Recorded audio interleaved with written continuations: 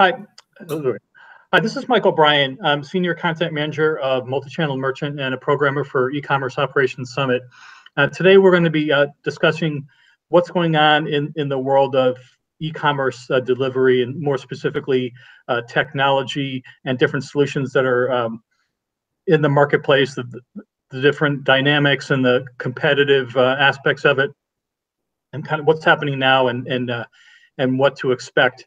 And in the past year or so, Google Express has been making some waves in terms of striking partnerships with retail companies to provide same-day delivery services for them, Target most notably last fall. And we're going to talk today to Ivan Chekarov, who's the Director of Operations for Google Express. Hey, Ivan, how are you? Hey, Mike, I'm good. How are you doing? Good, thank you. Okay, so the first thing we'll talk about is, there's obviously a lot of attention. There's a lot of noise going on around same-day delivery, 1 hour or 2 hour delivery. But what I want to hear from you is about the actual demand that's out there, and maybe a little bit about where the sort of sweet spot is for this kind of service. The demographics. Maybe types of product, that kind of thing, and what you're seeing from Google Express's end. Yeah, great question, Mike. The answer is a bit nuanced here, right? I mean, on one hand, we have the different types of same-day delivery services. We have what I would call regular same-day, which is you order by noon or by 1 and you get it by 9 o'clock that same day. Then you have the rush type of services, which is more around you order now and you get it within the next 1 hour or 2 hours. And then you have kind of the window delivery, which doesn't have to be necessarily rush, but maybe you order it at some point and you have a couple of hours of a window to get your delivery. So on one side, we have the types of same day. Then on the other side, we have the categories. It's not going to be the same for all categories of product. I would actually say that for general merchandising, things like apparel, electronics, most of the demand will continue to be in the 2-day overnight type of space. Yes, there's going to be this premium rush type of delivery when you absolutely need it. But in terms of demand, I think, and kind of where the battle will be is who can get consistent 2-day and maybe next day delivery there. I think it's a different dynamics when you start thinking about your local type of shopping. And this is primarily grocery and everyday essentials. This is where I think same-day services will continue to grow in importance, especially the type where you have a kind of an attended delivery like grocery because you need to put it back in your fridge. Those type of services we think that will grow and will continue to grow quite a bit.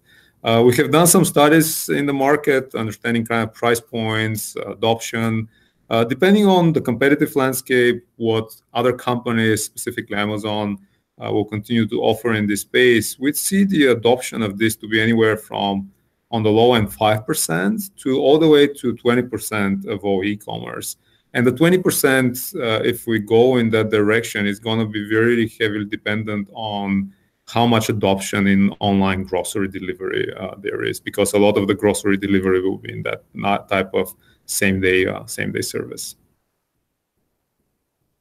Okay, yeah, and it makes total sense what you're saying, and it is obviously a very nuanced thing, and it's very kind of dependent upon the types of product and kind of the cadence of when people need those things.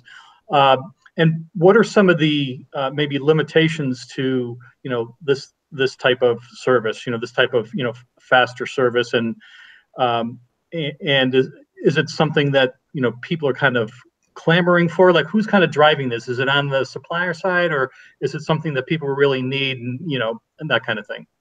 I think the limitation is really twofold, right? I mean, one is cost. It's actually very expensive to make that work. So it needs to be either a premium offering or an offering at scale where you can drive cost. And of course, there could be kind of an automation component that can unlock this even further. So on one side is cost, and then on the other side is inventory availability. I mean, for you to have same-day delivery services, you need to forward deploy a lot of inventory. That's where I think actually omnichannel retailers have an advantage because they have been building supply chains, efficient supply chain for deploying inventory in their stores for quite some time. And you can use stores as fulfillment locations. Of course, you can build forward deployed warehouses. And that's kind of the route that Amazon has been taking. But this proliferation of inventory and building a lot of those warehouses is where some of the challenges will be from a expense perspective. That's where, again, the omnichannel retailers have a good advantage. They already have forward deployed inventory, and they can utilize that forward deployed inventory for same-day delivery services. Yes, and on that point, I understand that there's a lot of interest and a lot of investment being made in facilities that are closer to, the large urban centers, the large markets, for that very reason. Another thing I wanted to talk about, obviously, with Google Home and with Alexa, it's a big booming area with voice assistants and the capabilities there. And from what I understand, a lot of what's been happening with it is being used as basically an information source, and maybe some smart home aspects to it, but not as much yet anyway in terms of really taking off on the commerce side of things. And maybe not. Maybe you can tell me different. I'm just wondering what you're seeing in terms of the connection between, for you, Google Home, but just kind of voice assistant in general, and commerce and commerce fulfillment. Yeah, another great area. I think it's broader than voice assistant only, though, right? I mean, our CEO has talked extensively about intelligent assistants and how important those will be for the future. And it's not only about one device or only voice. The intelligent assistants will be present across multiple devices. They'll be present on your phone. They'll be present in smart speakers like Google Home. They'll be present in your car, maybe in TV. So the push to intelligent assistants being everywhere is happening, and it's coming. I mean, 5 years ago, it was all about moving from desktop to mobile. Now it's all about moving from mobile to these intelligent assistants, which could be everywhere. We think that up to 30% of all queries will be at some point voice activated or using intelligent assistants. Now, how many of those will translate into shopping queries is still kind of TBD. I think it will again depend on category.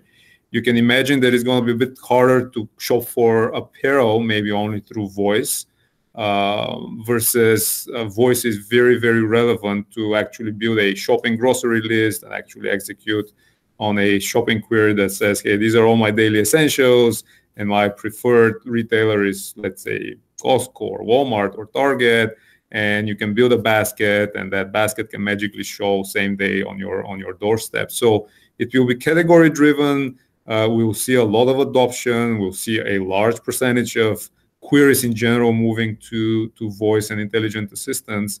And I think there is specific categories in shopping where it will make a lot of sense to use voice as the platform to actually order. So definitely coming. Okay. Another thing is, you mentioned Amazon earlier, and obviously they're a huge player in all these things. And there's been comparisons by analysts between Prime Now and Google Express, but in reality, this is such a huge opportunity, such a huge market. There's a lot of room there. So maybe you can take a minute to talk about how you view the competitive landscape in these types of offerings. Yeah. We started, Google Express started really as a local delivery service from local stores, which is not that dissimilar than Prime Now. Google Express now is much broader in scope. Our goal and our value proposition is we want to be able to kind of link you to all of your merchants that you like and allow you to transact with those merchants. And those merchants may be local merchants, but those merchants may be merchants that don't have any local presence. For example, we have Wayfair.com on our platform, and they don't have any local presence. So Google Express is no longer only a local delivery.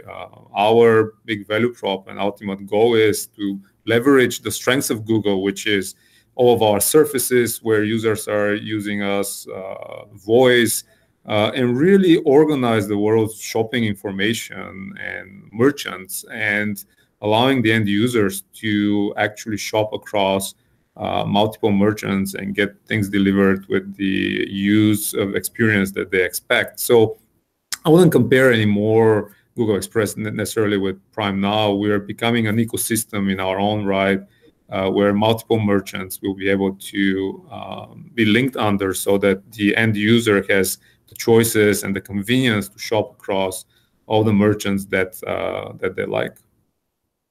Okay, great. And one last thing.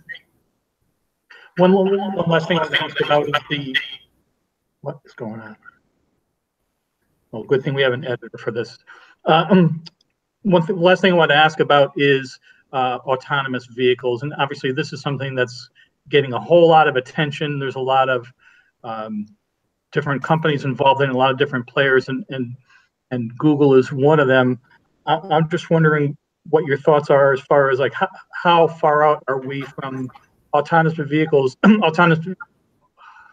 thing is, I don't know, the sound's all messed up. Start that again. So, there's been a lot of talk about what the heck? Wow, what else is going to go wrong? Hold on a second.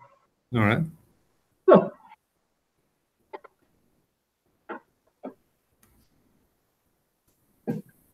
Yeah, the audio just went wonky for a second. I was just hearing myself echo over here, so I couldn't even keep it straight. Okay, so there's been a lot of talk about activity in the area of autonomous vehicles, and it's something that Google's been heavily involved in.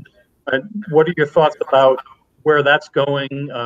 How soon do you think that we'll see that kind of thing being used for delivery of commerce orders?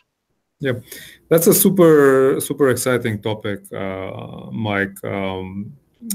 Waymo, which is kind of formerly known as the Google Self-Driving Project, has done a tremendous job in actually solving a very complex problem. And now they have autonomous vehicles performing ride services, fully autonomous in Phoenix for ordinary people, which is, I think, a tremendous achievement. I think moving people is actually a little bit easier than moving parcels in an autonomous vehicle, just because when you move parcels, you still need to solve the first yard problem, which is someone needs to put the parcel in the car or in the vehicle, and then the last yard problem, someone needs to actually take it and from the car and deliver it to the doorsteps of the customers. But these are solvable things.